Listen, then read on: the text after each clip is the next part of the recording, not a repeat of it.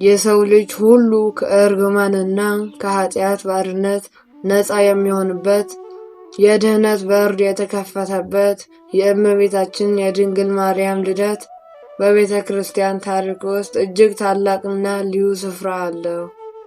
የዚህች የዓለም ሁሉ እመቤት ወላጆች ቅዱስ ኢያቄምና ቅድስት ሐና ይባላሉ። እነዚህ ቅዱሳን ባልና ሚስት በእግዚአብሔር ፊት እጅግ ቅዱሳን ደጎችና በሕጉ የሚመላለሱ ደግ ግሩፖች ነበሩ። ነገር ግን በዘመኑ የነበረው ማህበረሰብ ልጅ የሌላቸውን ሰዎች የእግዚአብሔር በረከት የራቃቸው እያለ ይርቃቸውና ይገላቸው ስለነበር በልጅ እጦት ምክንያት በልባቸው ውስጥ ታላቅ ሐዘንና ጩኸት ነበረ።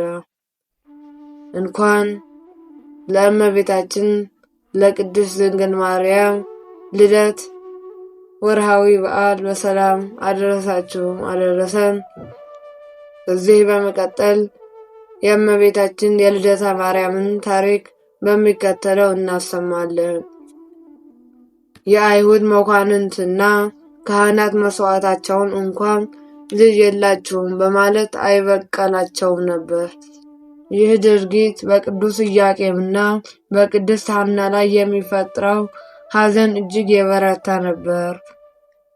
ሆኖም ግን ተስፋ ባለመቁረጥ ሌሊትና ቀን ወደ ፈጣሪያቸው በእንባ ይጮሁ ነበር። ንጹሕና መልካም ፍሬ እንዲሰጣቸው የተረገጠው ክብራቸው እንዲመለስ እግዚአብሔርን አጥብቀው ለመኑት። የማይጠወልግና ዓለም ሁሉ መድኃኒት የሚሆን ፍሬ ከሰጠኸኝ ለአንተ ቅዱስ መቅደስ አገልጋይ አድርገን እንሰጣለን በማለት ስዕለት ተሳሉ። የቅዱሳን ኢያቄምና ሐና ስዕለትና መገለጥ፣ የእንባ ጸሎትና ከሰማይ የተላከው ምስራች። ፈጣሪ የቅዱሳን እንባን ሐዘን የማይረሳ አምላክ በመሆኑ ወደ ኢያቄምና ሐና ታላቅ የምስራች ሰደደ። አንድ ቀን ቅዱስ ኢያቄም በሐዘንና በጸሎት ብዛት በዱር ውስጥ ሳለ የብርሃን መልአክ ተገልጦ የአምላክን ፈቃድ ነገረው። መልአኩም ጸሎታችሁ በሰማይ ተሰምቷል፣ እንባችሁም በፈጣሪ ፊት ደርሷል። የዓለም ሁሉ መጠጊያ የምትሆን ታላቅ ፍሬ ትወልዳላችሁ አለው።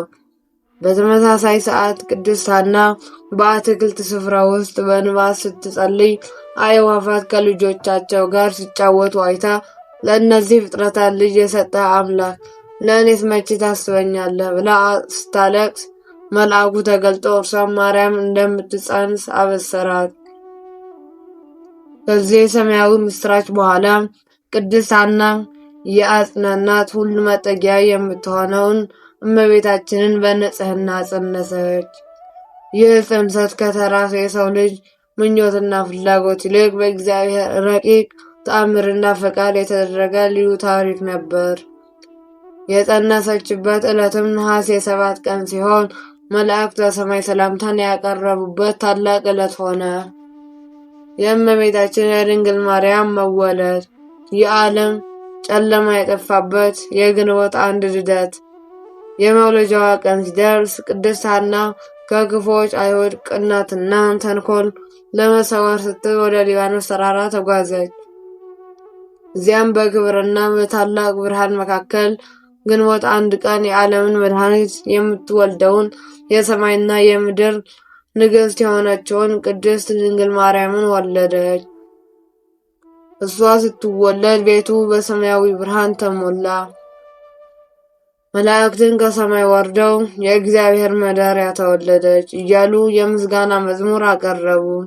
ይህች ሕፃን ከተወለደችበት ቅጽበት ጀምሮ ልዩና በተአምራት የተሞላች ነበረች። በወለደቻትም ጊዜ የቅድስት ሐና ዘመድ የነበረችው ዕውሯ ሴት ሕፃኗን ስትዳስስ ዓይኖቿ ወዲያውኑ በሩላት። የሐናም ማኅፀን ከእርግምናና ከነቀፋ ሙሉ በሙሉ ነጻ ሆነ። ኢያቄምና ሐናም ክብራቸው በዓለም ፊት ከፍ ስላለ ታላቅ ደስታን አደረጉ፣ እግዚአብሔርንም አመሰገኑ። የስሟ ትርጓሜና የቤተ ክርስቲያን በረከት።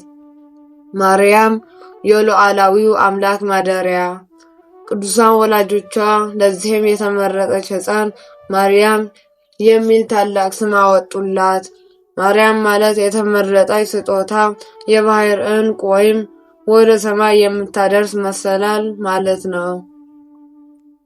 እርሷ ለሰው ልጅ ሁሉ የድኅነት ምክንያት ናት።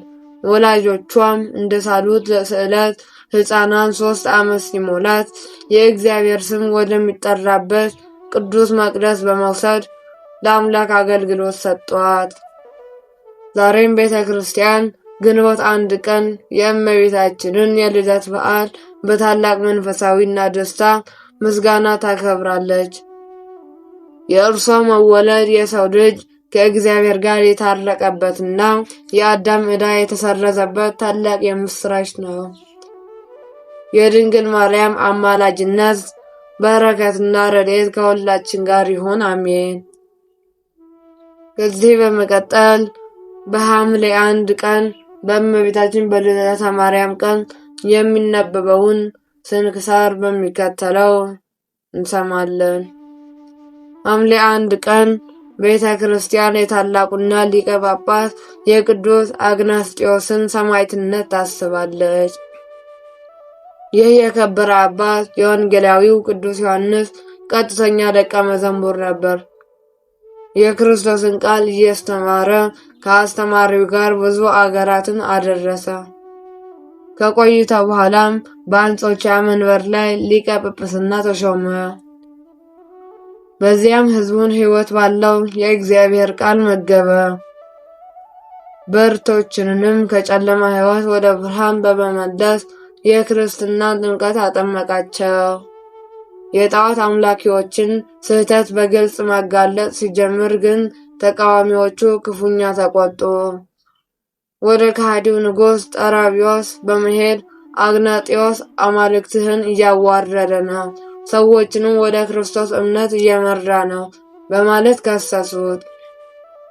ንጉሡም ወታደሮችን ልኮ ቅዱስን አስመጣውና የአማልክቶችን ክብር ለምን አጠፋ? ሰዎችንስ ለምን ወደ ሌላ አምልኮ አዞርክ? ሲል ጠየቀው። አግናጢዮስም በድፍረት ንጉሥ ሆይ ቢቻለኝማ አንተንማ ወደዚህ የክብር ባለቤት ወደ ሆነው የክርስቶስ እምነት ባስገባሁ ነበር አለው። ንጉሥም ግን ይህ ወሬ ትተህ ለአማልክቶቼ ካልሰዋ በብርቱ ስቃይ እቀጣለሁ ሲል አስፈራራው። ቅዱሱ ግን የፈለግከውን አድርግ፣ እሳትም ሆነ ለአንበሳ አልንበረከክም፣ ከሕያው አምላክ ፍቅር የሚለየኝ የለም ሲል መለሰ። ንጉሥም በመቆጣት በጉጠትና በእሳት እጆቹን እንዲያቃጥሉ ጎኖችን በስብና በሊን እንዲለበልቡ ሥጋውንም በሾተል እንዲሰነጣጥቁ አዘዘ። ካሰቃዩትም በኋላ ለብዙ ቀናት በወህኒ ቤት ዘጉት። በኋላም በድጋሚ በንጉሥ ፊት ሲቆም ንጉሥ ሆይ በክርስቶስ ብታምን ኖሮ ሙታንን ታስነሳ ነበር አለው። ንጉሡ የፀሐይን አምልኮ ሲያወድስ አግናጢዮስ ፈጣሪን ትተህ ለፍጡር ትሰግዳለህን? አለው። ንጉሡም ተቆጥቶ ሥጋውን ይበሉ ዘንድ የተራቡ አንበሶችን ሰደደበት። አንበሶቹ ሲመጡ አግናጢዮስ ለሕዝቡ ይህንን የምታገሰው በትዕቢት ሳይሆን በክርስቶስ ፍቅር ነው። እነዚህ አንበሶች እንደ ስንዴ ይፈጩኝ ዘንድ ነፍሴ ወደደች አለ። አንበሶቹም ቀርበው በአክብሮት ቆሙ። አንዱ ግን አንገቱን ይዞ ነፍሱ እንድትወጣ አደረገ። ሥጋውን ግን ሳይበላሽ ተጠብቆ በክብር ተቀበረ። የቅድስት ቆፍሮንያ ገድል። የደንግላ መዊ ቅድስት ቆፍሮንያ። በዚህችም ዕለት ድንግልናዋ ተጋድሎቷ ቅድስት ቆፍሮንያ የሰማዕትነት አክሊልን ተቀዳጀች። እርሷ በ50 ደናግል ገዳም ውስጥ በእምኔታ ኦሮሚያ እጅ በፈሪሃ እግዚአብሔርና በትሩፋት ያደገች ነበረች። በየ2 ቀኑ እየጾመች በጸሎት ትተጋ ነበር። በዲዮቅሊጣኖስ ዘመን ክርስቲያኖች ላይ ስደት ሲነሳ ደናግሎች ሸሽተው ተሰወሩ። እመምኔታውና ቆፍሮንያ ብቻ ቀሩ። የንጉሡ ወታደሮች ገዳሙን ሲወሩ ቁፍሮንያ ይህችን አሮጊት ተዋትና እኔን ውሰዱኝ አለች። በሰንሰለት አስረው ወደ መኮንኑ ወሰዷት። መኮንኑ ለአማልክት እንድትሰዋ ቢገፋፋትም እምቢ አለች። ድስቷን ገፈው በበትር አስገረፏት። እመምኔቷን ኦሮያና በመኮንኑ ላይ ስትጮህ እርሱ ደግሞ ቁፍሮንያን በመንኮራኩርና በብረት መጋዝ እንዲሰነጣጥቋት አዘዘ።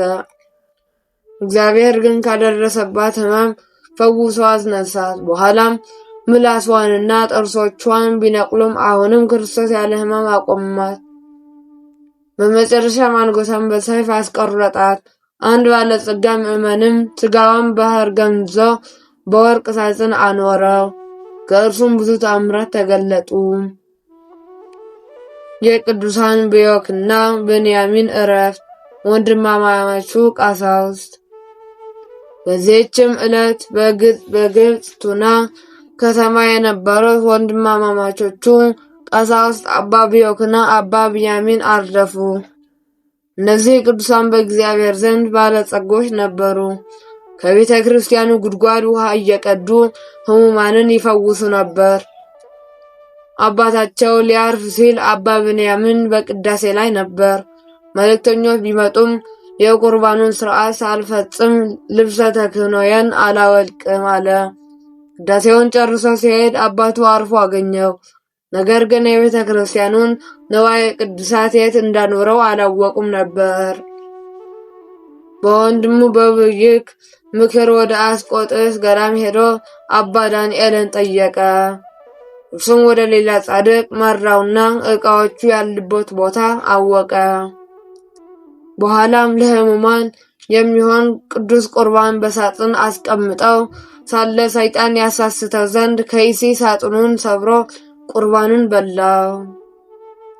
በዚህ አዝነው ዘንዶውን ገደሉት። የከበረውን ቁርባን ስለበላ ዘንዶውን ይበሉት ዘንድ እግዚአብሔር በመልአኩ በኩል ፈቀደላቸው። ከበለቱም በኋላ በሰላም አረፉ። አንዲት ድንግልም ገድላቸውን ለሕዝብ መስክራ በስማቸው ቤተ ክርስቲያን ታነጸ። የሐዋርያው ቅዱስ ቶማስ ተአምር። የሐዋርያው ቶማስና የሞተችው ሴት ትንሣኤ። በዚህችም ዕለት ሐዋርያው ቅዱስ ቶማስ ታላቅ ተአምርን አደረገ። አንድ ወጣት ከሐዋርያው እጅ ቅዱስ እንጀራ ተቀብሎ ሊበላ ሲል እጆቹ ደረቁ። ሐዋርያውም ነገሩት። ጠይቆት ወዳ እንዲህ አለ፣ የጠጅ አምራች ከነበረች አንዲት ሴት ጋር እንገናኝ ነበር።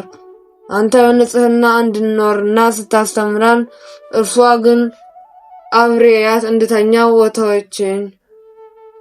እኔም በንዴት በሰይፍ አረድኳት አለ። ሐዋርያውም ውሃ አስመጥቶ ጸለየበትና ወጣቱ እጁን ታጥቦ እንዲድን አደረገው።